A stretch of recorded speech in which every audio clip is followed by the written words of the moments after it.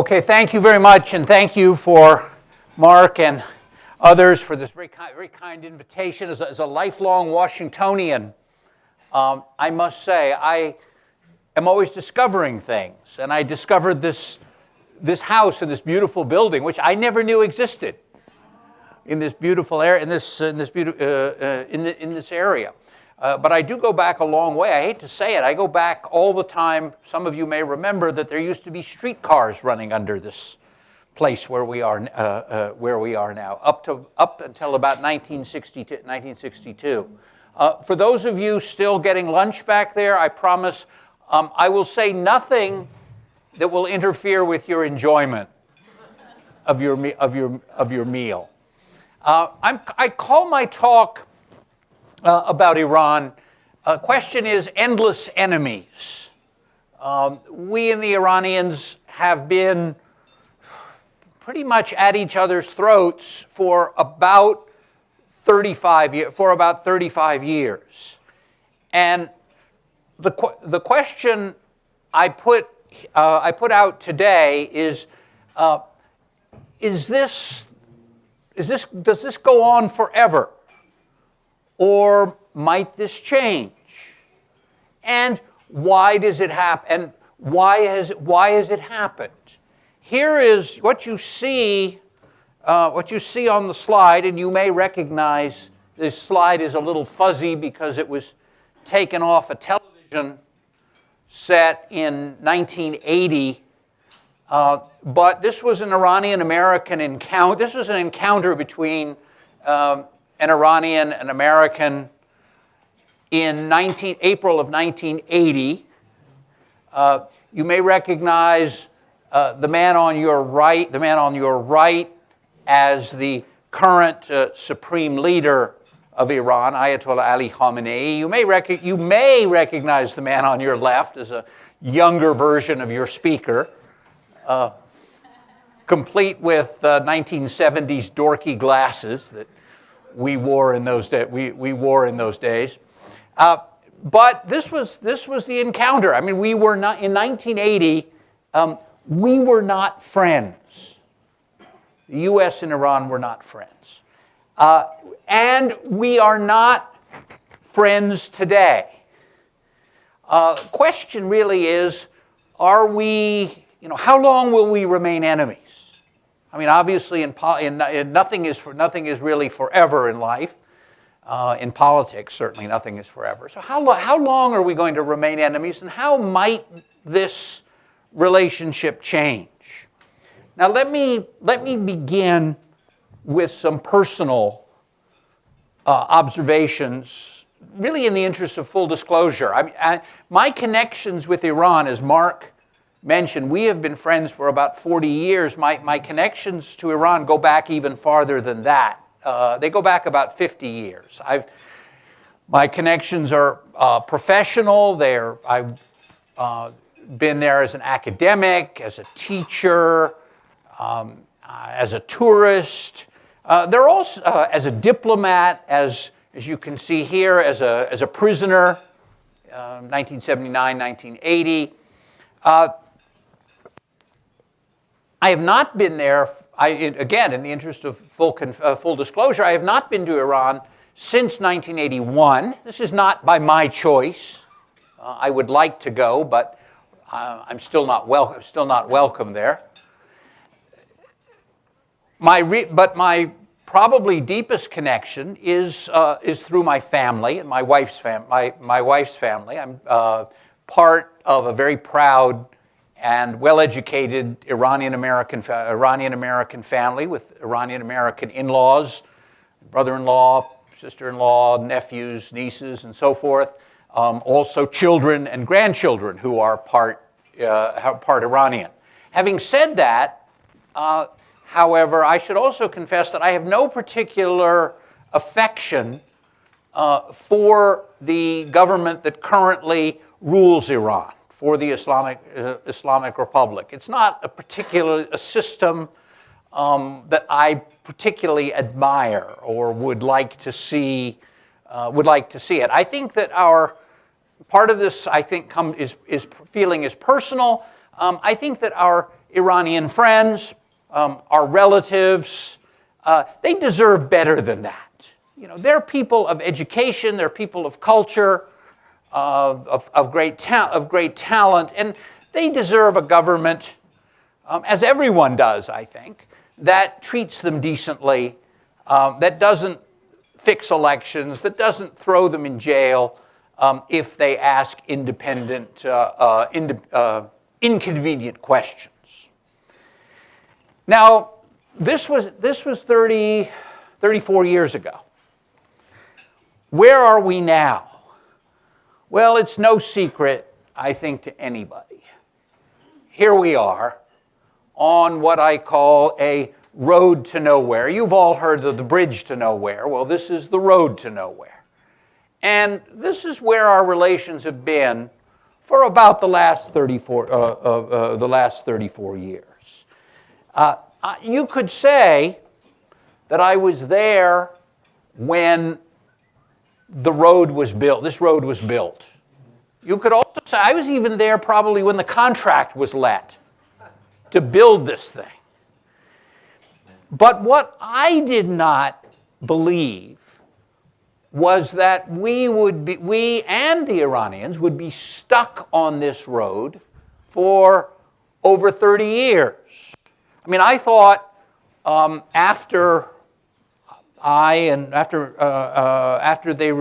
Iranians released me and 51 of my colleagues in 1981, said, okay, tempers will cool, things will settle down, 5 years, 10 years maybe, and we and the Iranians will be at least talking to each other. Not necessarily as friends, because in diplomacy, international relations, we talk to a lot of countries with which we are not friends, but as countries which have things to talk about.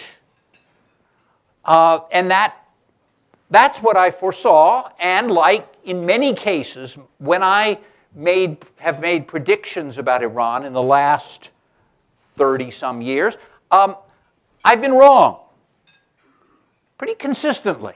And I was wrong, here. And we haven't spoken either as friends or as anything else for a very long time. And this is unusual. If you think about this, in American diplomacy, this is unusual. The Soviet Union, we did not have any relations with until 1934. So it was about a 15-year period. China, from about 1949 until 1972, so 23 years. But with Iran, it's been 35 years that we are unable to talk to each other. And what exchanges that we have have been almost always unfortunate. There's subsequent administrations, American administrations, sort of facing the reality of Iran, had said, what can we do? I mean, look at the experiences of President Carter, graduate of the school where I now teach, the U.S. Naval Academy, of President Reagan. Jimmy Carter lost his presidency in large part because of Iran. President Reagan came that close to losing his presidency because of Iran. So, what subsequent presidents would have preferred to do was to simply ignore the place and say, that's too tough, that's too difficult, there's nothing but trouble there, don't want anything to do with it. Of course, they couldn't. That was impossible. And they found themselves in the situation probably best described by a former resident of New York by the name of Leon Trotsky. And Leon Trotsky once said famously, "You may have no business with war, but war has business with you." Well, we may have had no business with Iran, but Iran had business with us. And American presidents simply found they could not ignore it, so they tried everything. They tried, over the last 30-some years, they have tried to change it, they have tried to overthrow it, they have tried to contain it, they've tried to bribe it, they've tried to talk with it, make peace with it, just about everything. And the reality is, nothing worked. We've still been stuck on this road. We were stuck on this road for a very long time. And if you look at it, you don't see them, but they're there. There are a lot of wrecks on this road. And these are the wrecks of attempts to change the relationship, to make something, to create something better. The wrecks are attempts which foundered on bad assumptions, bad timing, misreadings, miscalculations, whatever, and sometimes just bad luck. So we've stayed on the road, and what exchanges we had, and so what the only exchanges that we've had have been like two parties glaring at each other across an abyss. We and the Iranians stand on one side of the chasm, we stand on the other, and what do? We glare at each other, and we exchange insults, we call each other names, and we exchange threats. So Iran is a member of the axis of evil. Iran is a #1 sponsor of terrorism. We are the great Satan. We are world arrogance. And that's been about the limit of these exchanges. Now, the result, as I said, have been about 33 decades of futility and frustration, a kind of a Cold War, which from time to time has threatened to become something worse. Now, so there's where we are. And my final exam question to my students is to ask them, why is this so? Why are we this way? Why has this been so why has this relationship been so difficult? And let me go at it a little bit as a historian, because that's what I'm trained as. I'm trained as a historian. I practiced, I guess you could call it diplomacy, although Mark would laugh if I said that. I know my wife laughs if I say that. But so look at history. And of course, historians always say, let's start at the beginning. And so let's go to the beginning. And here's the beginning. This is the Old Testament, this is the book of Daniel. And here you see Daniel with his friends in the lion's den. And the book of Daniel tells us about an empire of two peoples, Medes and Persians. Here you see some of the magnificent reliefs from Persepolis, and you see a Persian soldier with his conical hat, or cylindrical hat rather, a Median soldier with his round hat. And the thing that the book of Daniel tells us is that this was an empire. We're talking about the 5th century BC now, so we're going back a long way. But this was an empire of laws. And it was an empire, the laws of the Medes and the Persians, he tells us, alter not. These were unchangeable laws. And as you might imagine, in those days, the laws that alter not were written in stone.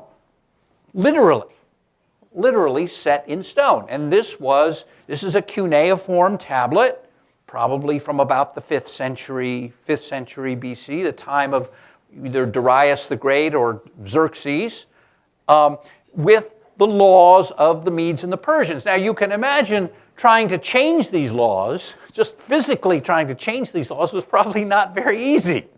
You had to get out the stonemasons and do it. So they didn't change. They just did not change. So this is what we know from the book of Daniel.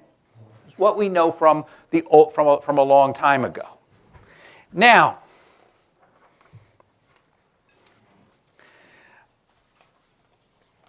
I would say that there is a set of unchangeable laws that has ruled U.S.-Iranian relations for the last 35 years.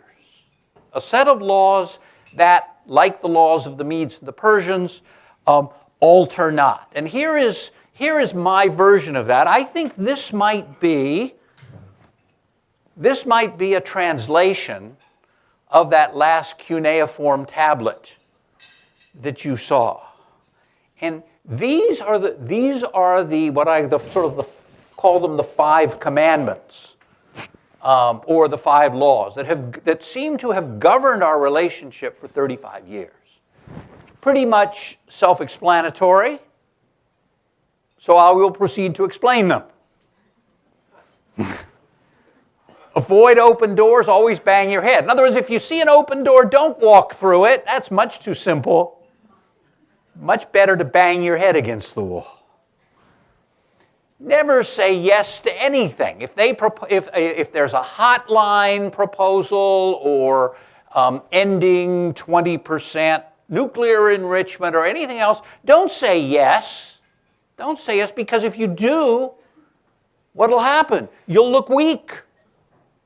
You'll look weak, and that's the worst thing that can happen. You certainly don't want to look weak, because, never forget, because you don't want to look weak because you can't trust them.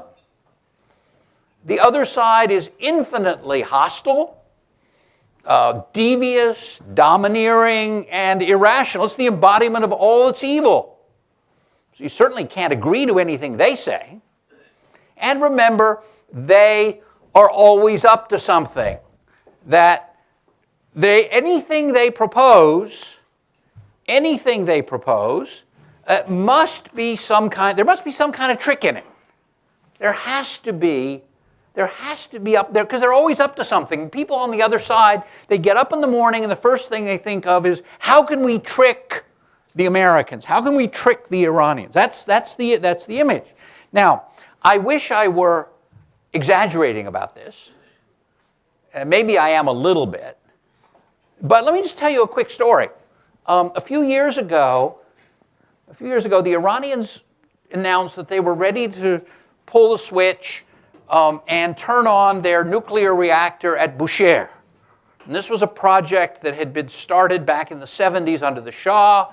The Germans had been involved. They had pulled out. It was suspended after the revolution. It was suspended during the Iran-Iraq War. And they finally took this project, which involved technology, obsolescent technology, when they bought it in 1976 or 77, and said, we're going to finish it.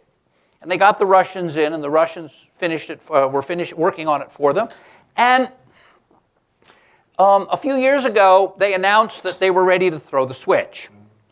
And someone asked then Secretary Clinton, Secretary of State Clinton, about this reactor, and said, what do you think? Are you worried about this? And she said, no, we're not worried about it. We know what this is. We know the safeguards. We know what the Russians have done. We know the conditions. We know all the technology here. It's nothing to worry about. So then someone came back to an Iranian official, forget who it was, I looked this up, but went to an Iranian official and said, did you see Secretary Clinton's remarks? He said, yes. He said, and what do you think about it? And his comment was this. He said, well, I don't know what it is, but I know there's a trick there somewhere. Because that's the way the Americans are. You know, if the Americans say they're not worried about it, there's got to be a trick. The last one is pretty self-explanatory. Whenever you think you're making progress, someone or some bad luck comes along and screws it up. I mean, axis of evil speech, a ship, whatever it is. That's just the nature of that's just the nature of things. Okay. Now, 4 years ago, in the first year of the first Obama administration, I came out. I had retired very happily from the State Department in 2006. I was teaching part-time at the Naval Academy, and I went back to the State Department for about a year to work on things Iranian. And from where I sat, it seemed to me that the Obama administration was in fact making an honest effort to get off of this road and to break the grip of these rules. I mean, look at what he said in his inaugural address. Look at what he said to, it was Al Arabiya, just 6 days after he was inaugurated. Look what he said at his first Persian New Year's greetings, what he said in Cairo in June, and even what he said in Oslo in December when he accepted the Nobel Prize and talked about the need to engage with repressive states. Clearly, they wanted some way to get out from under these rules. But I think what happened was that no one on our side, maybe, and maybe on the Iranian side, appreciated just how tough these rules were and how strong they were, and how hard it was going to be to break their grip. The reality is that although in 2009, and even look at what then Senator candidate Obama said in 2008, there was an effort to break these, but it's taken about 5 years. It's been about 5 years since President Obama became president, and after 5 years, there is finally some signs of progress. Seem to be a slight possibility of getting off that road. So what happened was that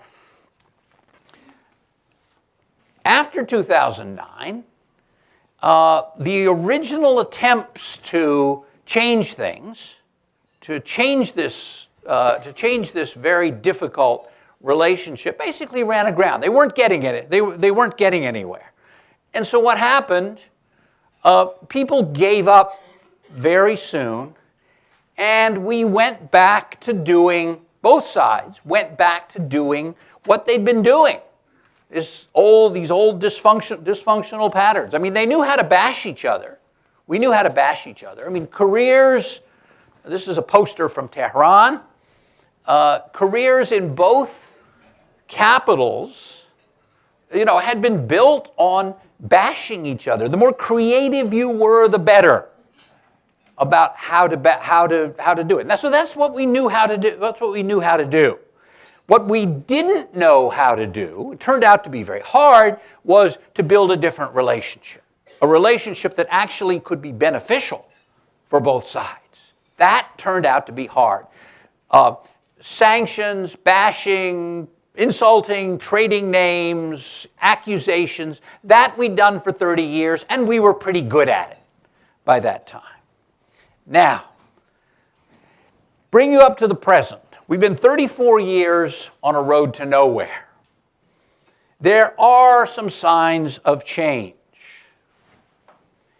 34 years, with a gap of almost exactly 34 years, the foreign ministers of our two countries are talking to each other. Here's a photograph taken in September of 2013, showing Secretary Kerry and Foreign Minister Zarif with European Union Foreign Affairs Chief Catherine Ashton, sort of having this meeting.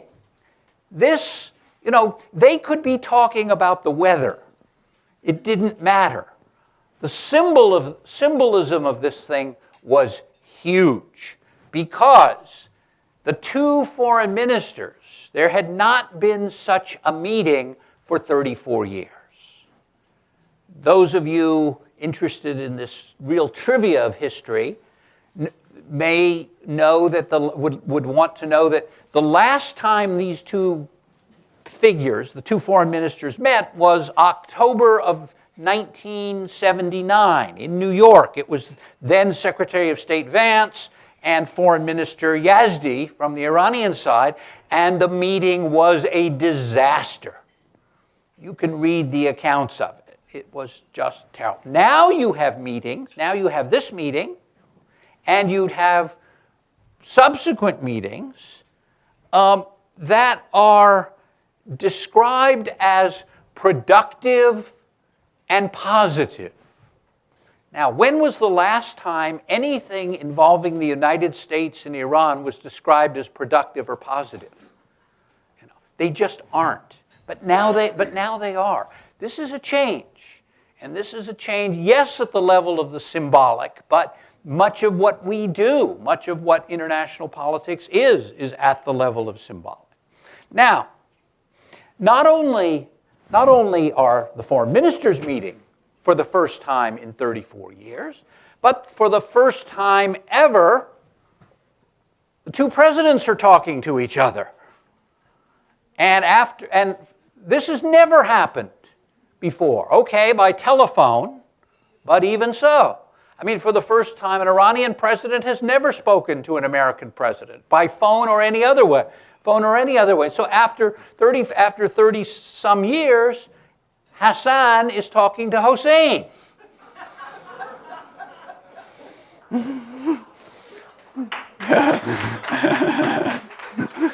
This is a big deal. This is a big deal. Again, they may be talking about their favorite basketball teams. I don't know, but it doesn't matter. Again, it's the symbol. It's the symbolism. This change is huge. This change is huge. Now, okay, you can very reasonably ask the question, what does all this mean? Do all these positives mean that we've escaped the grip of the iron rules? Are we finally off that damn road to nowhere? Well, we're not there yet. But we've obviously got some new possibilities. There's obviously been some changes. As I said, people are describing meetings as positive and productive. I mean, changing the tone is vital. Will improving the tone bring a different relationship?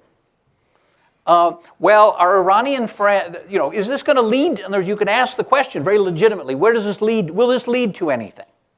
Will these positive, productive meetings described as positive and productive? Will they lead anywhere? Will they change a relationship? I don't know, but our Iranian friends have an expression when they have a question like this. They say, "Well, there are only two possibilities: either it will or it won't." And that's about where we are. But I think these changes are significant because what's happened is that the two sides have rediscovered something that they've neglected for a very long time, and that is the tools of diplomacy. They've discovered that maybe instead of a sledgehammer, you have slightly more subtle and delicate tools in your toolbox. These things have laid unused, and maybe they're a little rusty, but they've been sitting in your shed, in the back of your shed for 34 years, and these things might be more effective than the sledgehammer. I mean, what are they? They're very simple. They're not complicated. It's listening to what the other side says, having some patience, to realize that we're on a difficult road. Breaking these patterns is not going to be easy, but you have to have patience. There are going to be setbacks. And the third is control of language. that you choose your words very carefully. And that phrases like deception's in their DNA, or they lie all the time, or you can't trust them, or they got to change their behavior.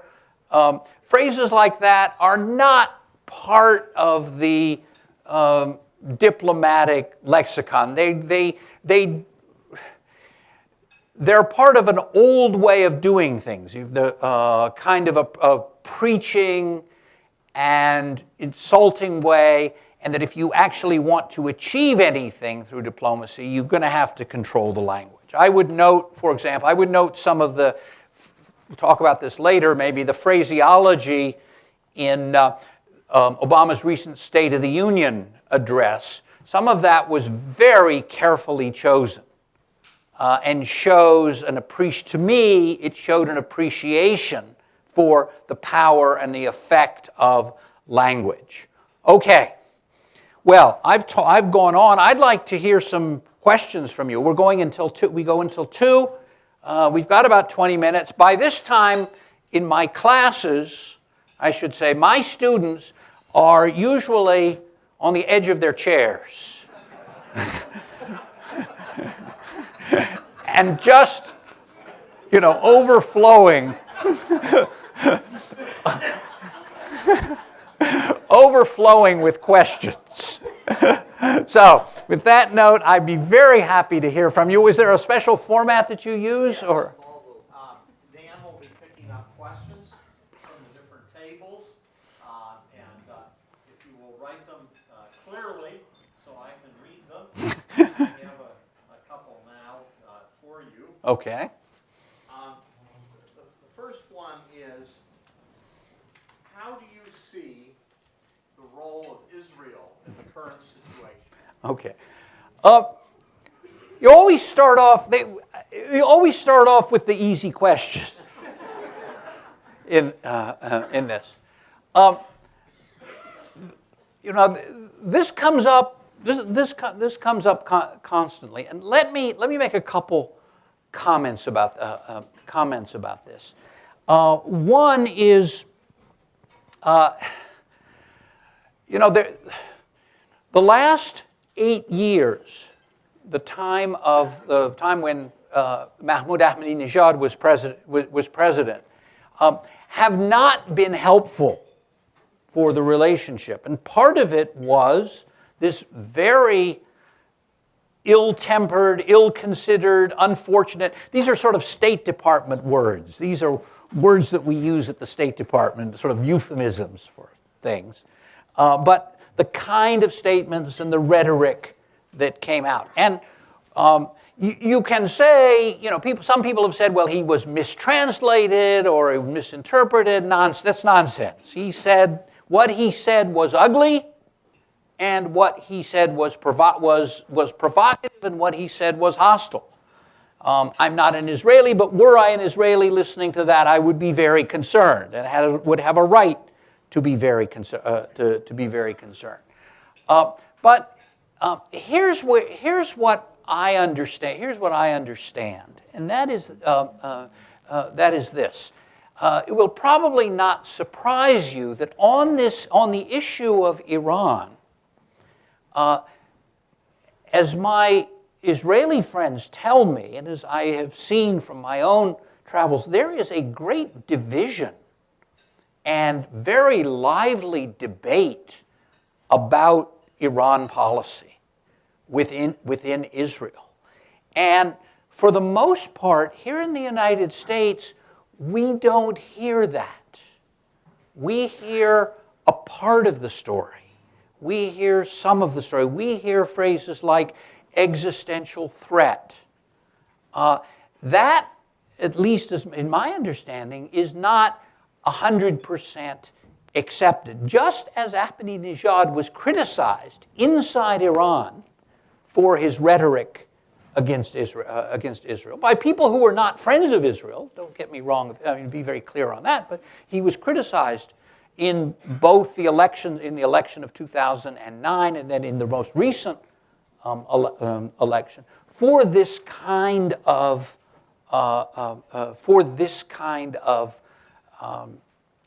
rhetoric. The same way you've had the same. I've detected the same kinds of things within Israeli analysis. Some of the Israeli analysis I've seen has been, and I speak with Israeli counterparts a lot, academic and others, is very good. I mean, their perceptions of Iran are very good, and it's very measured. And it is not necessarily only the most bellicose or hostile or extremist line. I will say only this, is I think I read in Haaretz recently,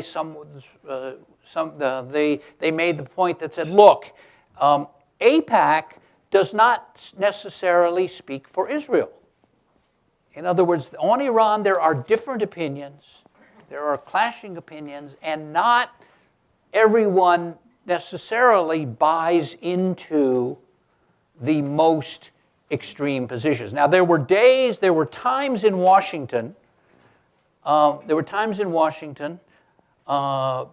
the previous administration, when to be a moderate about Iran meant that you believed we should bomb them tomorrow.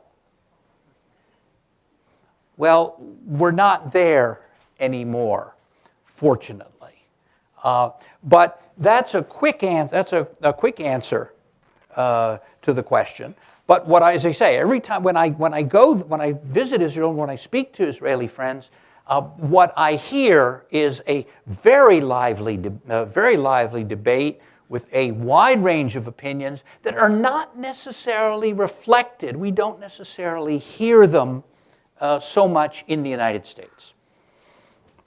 Thank you very much, Mike. Thank you all.